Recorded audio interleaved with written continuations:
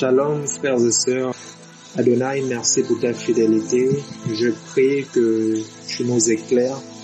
Je prie Seigneur que tu ouvres nos oreilles, notre entendement spirituel, que tu ouvres nos yeux afin que l'on puisse te voir au travers de ta parole. Sois béni pour ce que tu fais.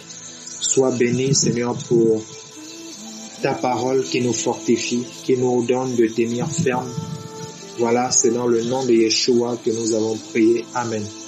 Voilà donc, frères et sœurs, ce soir nous allons parler de Yoshua de Nazareth.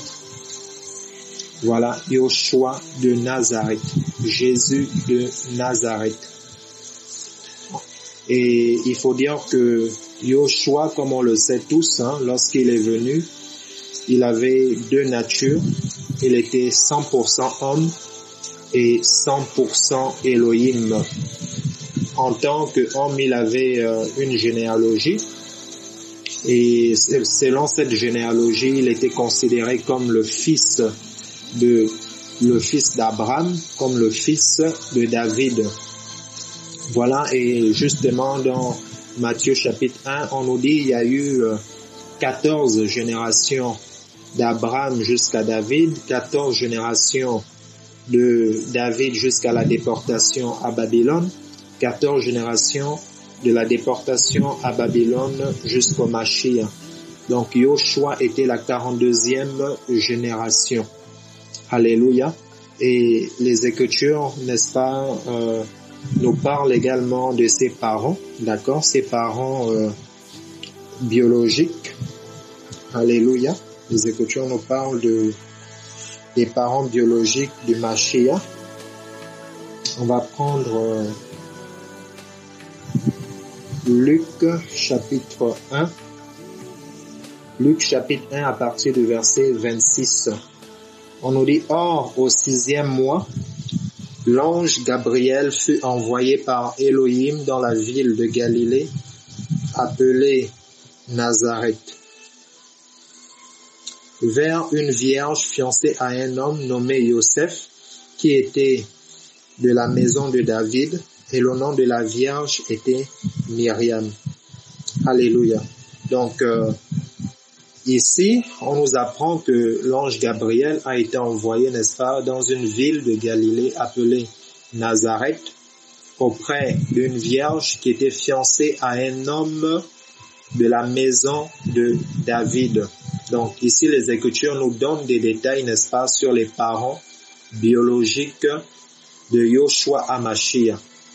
On nous parle premièrement de Yoseph et on nous dit que Yoseph était issu de la maison de David. Or, David était de la tribu de Yehuda, de Juda. Alléluia. Et quant à Myriam, on nous apprend que c'était la parente d'Élisheba ou Élisabeth. Voilà, on va aller dans Luc chapitre 1, le verset 5. Au jour du roi Hérode, roi de Judée, il y avait un prêtre du nom de Zécharia, de la classe d'Abia, et sa femme était d'entre les filles d'Aaron, et s'appelait Élisheba. Voilà, et au verset 36 de Luc chapitre 1, on nous dit et voici Élisheba ta parente vient elle aussi de concevoir un fils dans sa vieillesse, et celle que l'on appelait stérile est dans son 6e mois. Donc on nous apprend que Myriam, n'est-ce pas, était la parente d'Élisheba. Et Élisheba, comme on l'a vu, n'est-ce pas, au verset 5, était de la famille d'Aaron. Voilà, donc elle faisait partie des filles d'Aaron. Donc ce n'est pas en vain, n'est-ce pas, que le Seigneur ait choisi comme parents biologiques, n'est-ce pas, Yosef et Myriam. Pourquoi, n'est-ce pas, Yosef et Myriam? Tout simplement parce que Yosef, comme on l'a vu, était issu de la maison de David, donc de la tribu de Juda. Or, Juda, n'est-ce pas, c'est l'image de la royauté. Et Myriam était issue, n'est-ce pas, de la maison d'Aaron. Aaron, c'est l'image, n'est-ce pas, de la prêtrise. Voici pourquoi notre Seigneur Yeshua est roi et sacrificateur. Le Seigneur a dit qu'il allait faire de lui, n'est-ce pas, qu'il est sacrificateur pour toujours, n'est-ce pas, selon l'ordre de Melchisédek. Et quant à la royauté, le Seigneur a dit, n'est-ce pas, qu'il allait lui donner le trône, n'est-ce pas, de son père David. Voilà, donc Yoshua, n'est-ce pas, est le roi des rois, le Seigneur des seigneurs, et il est sacrificateur selon l'ordre de Melchisédek. Donc, voici pourquoi le Seigneur, n'est-ce pas, de façon prophétique et dans sa sagesse, n'est-ce pas, il a choisi, n'est-ce pas, comme parents biologiques Yosef et Myriam. C'est l'union entre la royauté et la prêtrise. Alléluia. Et on nous apprend également que Yoshua, n'est-ce pas, va choisir la ville de Nazareth, la ville de Nazareth. Et c'est à Nazareth, n'est-ce pas, où il a été élevé. C'est à Nazareth où il a grandi, n'est-ce pas. C'est à Nazareth où, n'est-ce pas, les Écritures attestent de lui, n'est-ce pas, que l'enfant croissait en stature, en sagesse, devant, n'est-ce pas, les hommes et devant Elohim. Alléluia. Donc, Nazareth est la ville où le Seigneur a grandi. Alléluia. C'est vraiment la ville où le Seigneur a grandi. Et pour ceux qui ne le savent pas, Nazareth était une ville située à 150 km de Jérusalem et 159 km de Bethel. Et cette ville, n'est-ce pas, n'est mentionnée que dans les évangiles. On parle, n'est-ce pas, on découvre Nazareth que dans les évangiles. Pourquoi? Parce que tout simplement, Nazareth était un petit village méprisé, n'est-ce pas, par les hommes. Un petit village, n'est-ce pas, obscur, au témoignage obscur et méprisé. Voici pourquoi les hommes, n'est-ce pas, ne prêtaient pas attention. C'était un tout petit village, n'est-ce pas, méprisé, obscur, avec, n'est-ce pas, comme population, n'est-ce pas, des personnes très pauvres. Vous vous souvenez, n'est-ce pas, que Yosef et Marie n'avaient même pas de quoi se payer, n'est-ce pas, un agneau pour accomplir le rituel de circoncision, n'est-ce pas, qu'avait prescrit Moïse. Ils vont prendre, n'est-ce pas, 2 tourtereaux parce que ils n'avaient pas, n'est-ce pas, de quoi s'offrir un agneau. Or, les tourtereaux, n'est-ce pas, c'était pour les pauvres. Donc, la population, n'est-ce pas, qui habitait à Nazareth était une population extrêmement pauvre. Et Nazareth n'avait pas un bon témoignage. Voici pourquoi lorsque les disciples vont parler de Yoshua, n'est-ce pas, en disant nous avons trouvé le Messie, n'est-ce pas, qui est issu de Nazareth, Nathanaël dans Jean chapitre 1 va dire, n'est-ce pas, peut-il sortir quelque chose de bon de Nazareth? Peut-il sortir quelque chose de bon de Nazareth? Donc Nazareth, n'est-ce pas, était un village complètement méprisé. Et c'est là où le Seigneur, n'est-ce pas, va choisir, n'est-ce pas, de venir passer quasiment son enfance. C'est là où il va grandir, c'est là où il va être élevé, c'est là où il va être caché, n'est-ce pas, par le Saint-Esprit, avant qu'il ne soit exposé publiquement durant son ministère. Alléluia. Voici pourquoi vous ne trouverez aucune mention de Nazareth dans le Tanakh. Vous ne trouverez aucune mention de Nazareth dans le Tanakh. Voilà. Ni la Torah, notamment les 5 livres de Moïse n'ont parlé de Nazareth, ni les Névilim, les prophètes n'ont parlé de Nazareth, ni les Ketuvim, n'est-ce pas, les écrits n'ont parlé de Nazareth. Seuls les évangiles, n'est-ce pas, nous révèlent Nazareth. Voilà. Parce que c'était vraiment une ville, comme je disais, insignifiante. Et c'est là où, regardez l'humilité du Seigneur. Yeshua va venir, n'est-ce pas, se cacher dans cette petite ville qui était complètement méprisée des hommes. Il va se rabaisser, il va descendre, parce que notre Seigneur, n'est-ce pas, est un Elohim qui se cache, est un Elohim tellement humble, qui se fait petit. Il va descendre, n'est-ce pas, dans la ville de Nazareth, où il était caché. Il va passer quasiment 30 ans à être caché dans la ville de Nazareth, caché. Et c'est là où, n'est-ce pas, le Saint-Esprit va le façonner. C'est là où le Saint-Esprit va le briser. C'est là où le Saint-Esprit va, n'est-ce pas, le tailler. Le Seigneur va prendre, n'est-ce pas, 10 ans de brisement, donc 30 ans. C'est-à-dire pendant 30 ans, il était brisé. 10 ans pour, n'est-ce pas, une année publique de ministère. 10 ans pour une année publique de ministère, parce qu'il va exercer un ministère public, comme on le sait, n'est-ce pas, de 3 ans et demi quasiment. Donc pendant, n'est-ce pas, cette période, Yoshua était en train d'être façonné dans les coulisses. Et Nathanaël va dire, mais peut-il sortir quelque chose de bon de Nazareth? Et les pharisiens, n'est-ce pas, vont dire, n'est-ce pas, dans, comment on appelle cela, dans Jean chapitre 7, les pharisiens, n'est-ce pas, vont dire, peut-il sortir, n'est-ce pas, vérifie, et tu verras qu'il ne sort aucun prophète de Galilée. Or, Nazareth, n'est-ce pas, était une ville de la Galilée. Elle était située, n'est-ce pas, sur les collines de la basse Galilée. Donc, pour les pharisiens, ils ne pouvaient pas sortir, n'est-ce pas, des prophètes de la Galilée.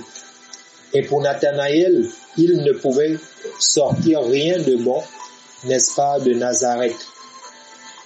Et ce qui est tellement beau avec notre Seigneur, ce qui est tellement magnifique avec notre Seigneur, c'est que et Nathanaël et les pharisiens, n'est-ce pas, s'est trompé. Parce que déjà les pharisiens étaient dans l'erreur, ils pensaient qu'aucun prophète n'était sorti de Galilée.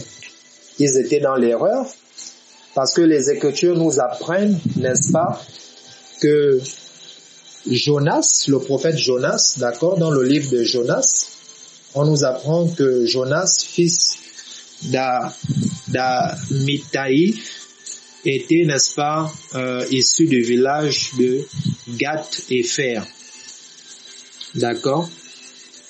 Gath-Hépher. Jonas était issu, n'est-ce pas, du village de Gath-Hépher. Gath-Hépher, voilà, qui n'est rien d'autre que la Galilée.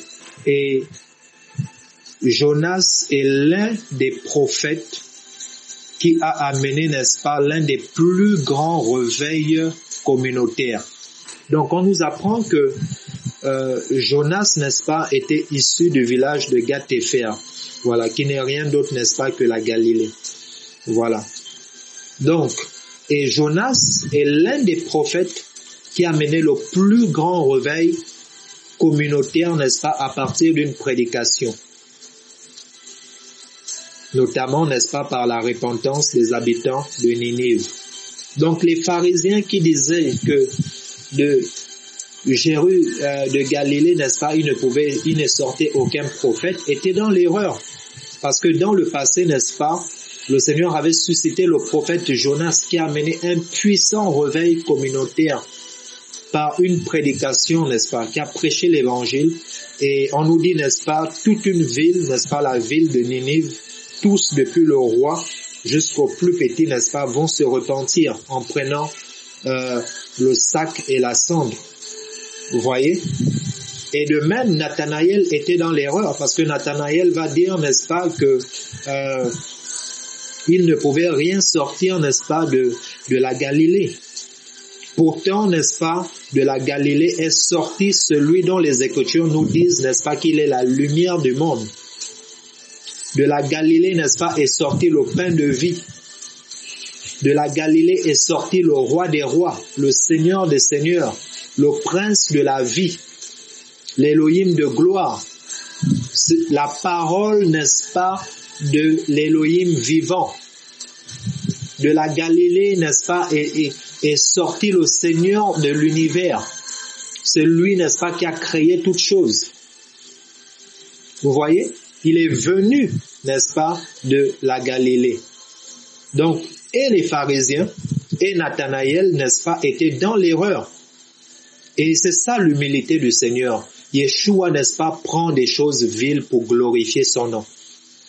Il a choisi, n'est-ce pas, de naître dans une petite bourgade, méprisé des hommes, méprisé, insignifiant. Vous savez, en Galilée, n'est-ce pas, l'une des villes les plus importantes de la Galilée était Séphoris.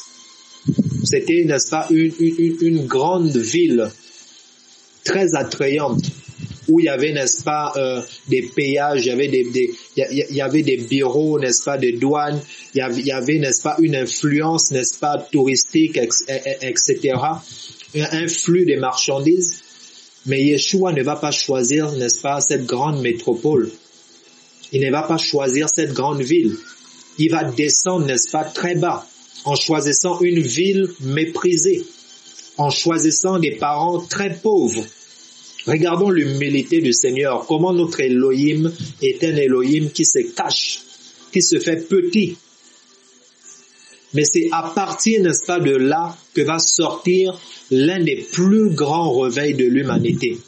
À partir d'une ville, n'est-ce pas, qui était quasiment inconnue, méconnue, méprisée. C'est de là, n'est-ce pas, où est sorti l'un des réveils qui a bouleversé et qui continue à bouleverser, n'est-ce pas, la terre habitée. Alléluia. Ouf! Oh, le Seigneur est magnifique. Le Seigneur est magnifique. Le Seigneur est magnifique. Alléluia. Alléluia. Oh, alléluia, alléluia. Le Seigneur est magnifique. Il prend des choses viles pour confondre, n'est-ce pas, les forts.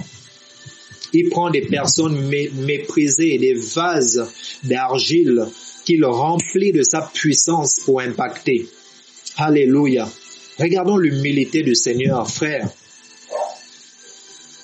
Nous devons suivre les traces de notre Seigneur Yoshua. Nous devons marcher sur les traces de notre Seigneur Yoshua HaMashiach en matière d'humilité. Alléluia. Donc le Seigneur, n'est-ce pas, était caché. Il va se cacher pendant 30 ans, où il était à l'école du Seigneur, où il était dans l'intimité. Il va faire, n'est-ce pas, une petite apparition à l'âge de 12 ans. Parce que, pourquoi 12 ans? Parce que chez les Hébreux, n'est-ce pas, 12 ans, c'était l'âge pubère, l'âge de la puberté. Et lorsque les garçons, n'est-ce pas, rentraient dans cet âge, ils devaient être initiés à la Torah, parce qu'ils étaient considérés déjà comme étant des hommes. Ils devaient être initiés, n'est-ce pas, à la Torah. Et à 12 ans, n'est-ce pas, Yoshua fait une apparition au temple.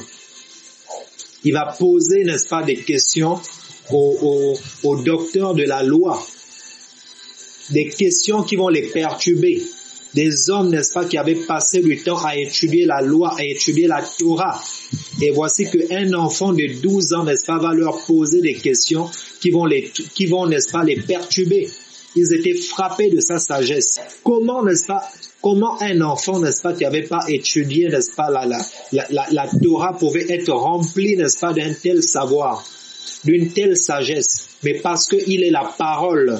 Les Écritures disent au commencement était la parole, et la parole était auprès d'Élohim, et la parole était elle-même Élohim. Elle était au commencement, et toutes choses ont été faites par elle. Alléluia. Alléluia. Yoshua, n'est-ce pas, de Galilée. L'homme qui a bouleversé la Galilée. L'homme qui a bouleversé la Galilée.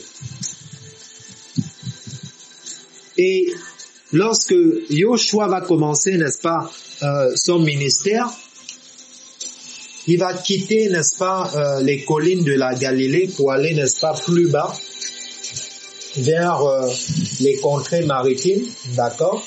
Les Écritures nous disent dans Matthieu, chapitre 4, le verset 13, alléluia, et ayant quitté Nazareth, il alla demeurer à Capernaum, ville maritime sur les confins de Zaboulon et de Nephtali, afin que fût accompli ce qui avait été annoncé par Yeshaya le prophète en disant, la terre de Zaboulon et la terre de Nephtali, la contrée voisine de la mer, au-delà du Jordan et de la Galilée des nations, ce peuple assis dans les ténèbres a vu une grande lumière.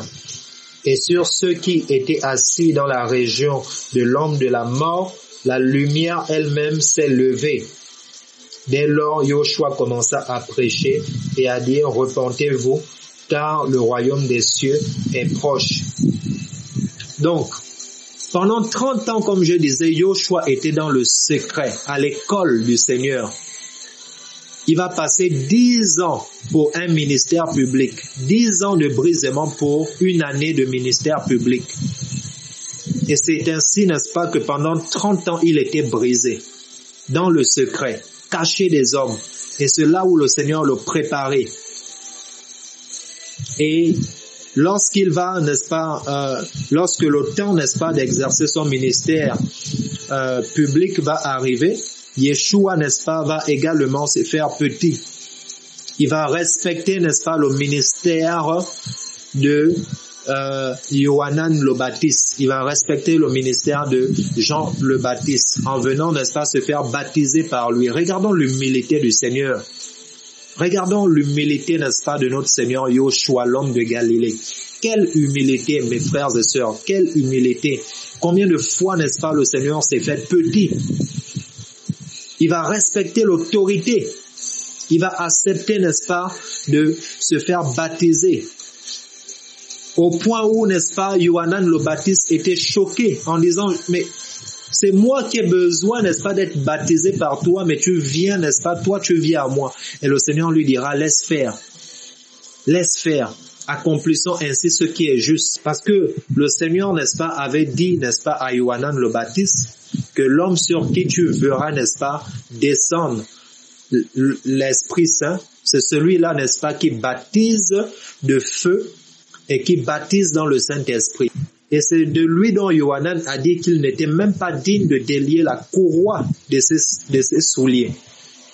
Et Yoshua, n'est-ce pas, va venir respectant le ministère, n'est-ce pas, de Yohanan le Baptiste. Donc lorsque le temps de commencer son ministère va arriver, Yoshua, n'est-ce pas, va quitter le secret. Il va quitter, n'est-ce pas, la Galilée et va venir, n'est-ce pas, s'établir à Capernaum, qui était un village essentiellement peuplé par des pêcheurs. Et c'est de là, n'est-ce pas, où il va choisir, n'est-ce pas, ses disciples qui vont l'accompagner, n'est-ce pas, tout au long de son ministère. Il va prendre, n'est-ce pas, des hommes et des femmes qui n'avaient aucun diplôme, qui ne savaient pas lire. Des hommes et des femmes, n'est-ce pas, il va choisir autant pour moi des hommes qui n'avaient aucun diplôme, qui n'étaient pas passés par une école rabbinique. C'était des simples pécheurs. Et Yoshua, n'est-ce pas, va les choisir. Et ce sont ces hommes et ces femmes qui vont l'accompagner tout au long, n'est-ce pas, de son ministère terrestre, l'homme de Galilée. Et lorsque les Juifs, n'est-ce pas, le voyaient, n'est-ce pas, beaucoup au départ vont le mépriser. Beaucoup ne croyaient pas en lui. Les Écritures nous disent que même ses propres frères ne croyaient pas en lui.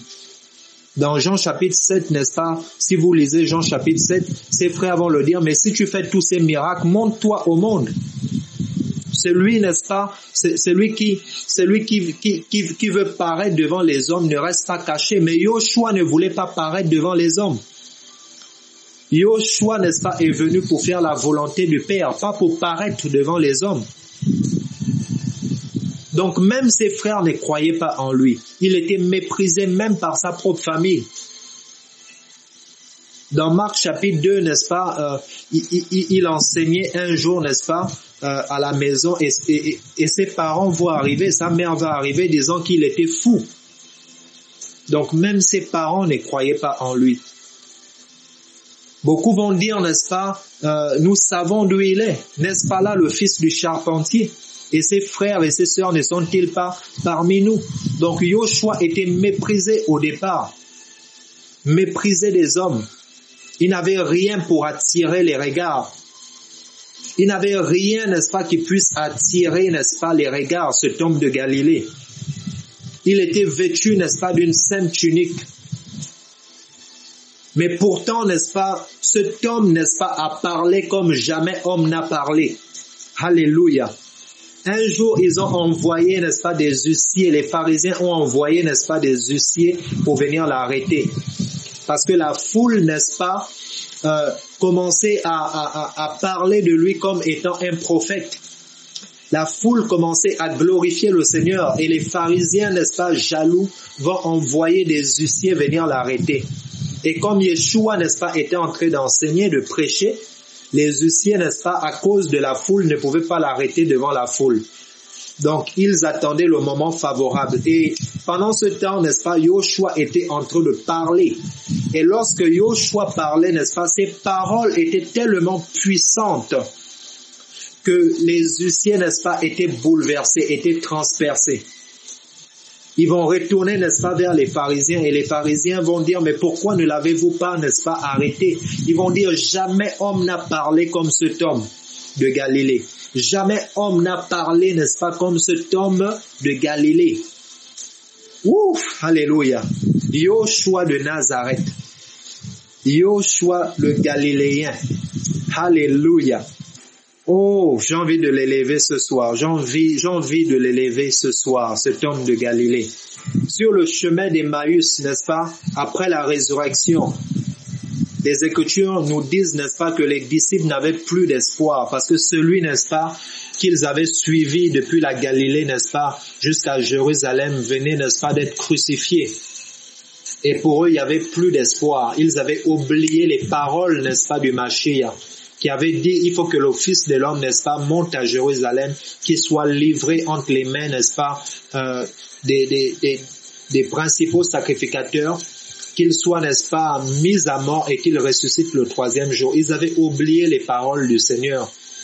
Alors certains découragés étaient en train de retourner dans leur village. Et là, Yoshua, n'est-ce pas, va faire route avec eux. Et là, pendant qu'ils étaient en train de s'entretenir, Yoshua va dire, de quoi parlez-vous? Ils vont dire, mais es-tu, n'est-ce pas, le seul qui ne soit pas au courant des événements qui se sont produits, n'est-ce pas, parmi nous? Au sujet, n'est-ce pas, de Yoshua, qui a, n'est-ce pas, été mis à mort. Cet homme, n'est-ce pas, qui était considéré comme un grand prophète, qui a fait des miracles extraordinaires parmi, n'est-ce pas, le peuple, et qui était mis à mort. Et là, n'est-ce pas, Yoshua va se mettre à discuter avec eux, jusqu'à ce que leurs yeux s'ouvrent. Et après, il va disparaître en disant, n'est-ce pas, allez-y annoncer la nouvelle à mes frères. Et ils vont se dire l'un à l'autre, mais pendant qu'il nous parlait, nos cœurs ne brûlaient-ils pas? Ça veut dire, Yoshua, n'est-ce pas, a des paroles qui font bondir nos cœurs. Il parle comme aucun homme ne parle, cet homme de Galilée. Lorsqu'il parle, alléluia, ton cœur ne peut rester, n'est-ce pas, indifférent. Il te drague comme aucun homme, n'est-ce pas, n'a pu te draguer, cet homme de Galilée. Alléluia. Comment d'un petit village il a pu bouleverser le monde? Même Napoléon, avec toutes ses armées, n'a pas, n'est-ce pas, bouleversé, n'est-ce pas, le monde comme le Messie.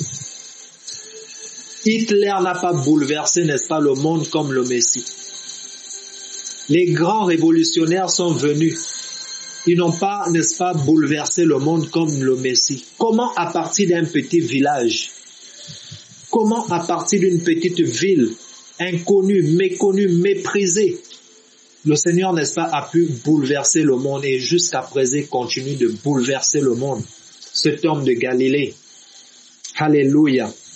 Il est tellement spécial, il est tellement particulièrement spécial, cet homme de Galilée. Comment ne pas l'élever, frères et sœurs?